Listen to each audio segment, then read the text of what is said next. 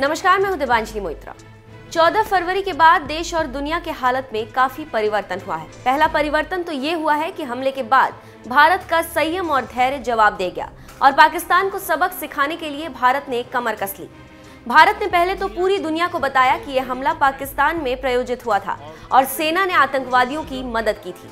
इसके बाद दुनिया के सभी शक्तिशाली देश और यूएन के सभी स्थायी सदस्य चीन को छोड़कर भारत के समर्थन में आ गए और इसी का नतीजा था कि संयुक्त राष्ट्र सुरक्षा परिषद के सदस्य देशों ने पुलवामा आतंकी हमले की कड़े शब्दों में भर्त्सना की है।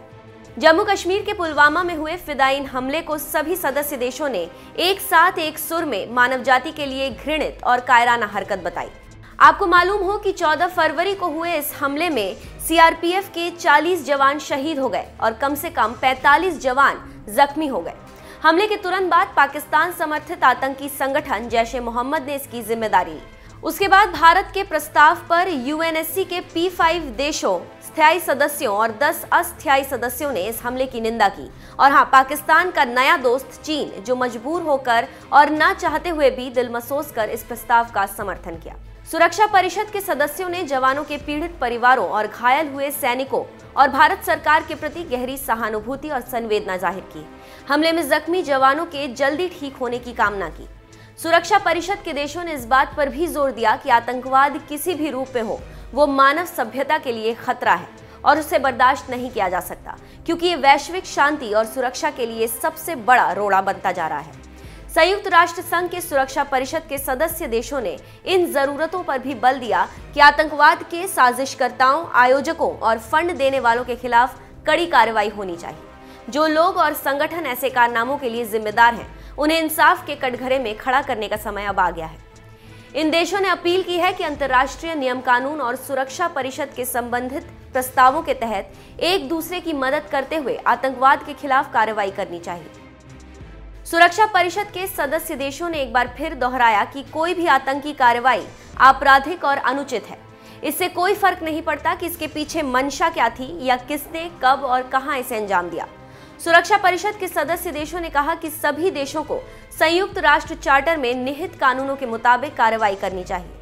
अंतर्राष्ट्रीय मानव अधिकार कानून, अंतर्राष्ट्रीय शरणार्थी कानून और अंतर्राष्ट्रीय मानवीय कानूनों को ध्यान में रखते हुए दुनिया के अमन चैन के खिलाफ काम करने वाले आतंकी शक्तियों पर सख्त कार्रवाई के साथ ही अब लगाम लगाने का समय आ गया है। दूसरी ओर संयुक्त राष्ट्र मानवाधिकार उच्चायुक्त के प्रवक्ता रूपर्ट कोलविले ने जिनेवा में कहा कि पुलवामा में सीआरपीएफ पर हुए आत्मघाती हमले की कड़ी निंदा की गई है और हमले के जिम्मेदार लोगों को इंसाफ के कटघरे में लाने की अपील की है। कोलविले ने एक वीडियोकास्ट ब्रीफिंग में कहा कि हम उम्मीद करते हैं कि दो परमाणु संपन्न पड़ोसी देशों भारत और पाकिस्तान के बीच बढ़ता तनाव क्षेत्र की असुरक्षा को और नहीं बढ़ाएंगे।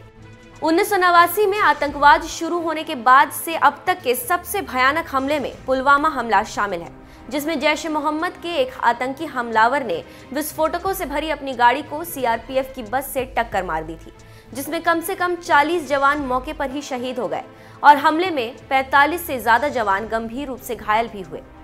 इससे पहले गृह मंत्री राजनाथ सिंह की अध्यक्षता में सर्वदलीय बैठक हुई, जिसमें पुलवामा हमले की निंदा करते हुए एक प्रस्ताव पारित किया गया। केंद्र की ओर से बुलाई गई सर्वदलीय बैठक में पारित प्रस्ताव में कहा गया, हम जम्मू और कश्मीर के पुलवामा में हुए कायराना हमले की कड़ी निंदा करते हैं और हम दुख की इस घड़ी में सभी देशवासियों के साथ, उनके परिवारों के साथ खड़े हैं। जो भी हो, भारत ने इस बार सख्त लहजे में पाक को सिखाने की ठान ली है और इस बार दुनिया की नजरों में पाकिस्तान आतंकवाद पर अलग थलग पड़ गया है। अब देखना दिलचस्प होगा कि क्या पाकिस्तान सुधरता है या कुत्ते की दुम टेढ़ी की टेढ़ी ही रहती है।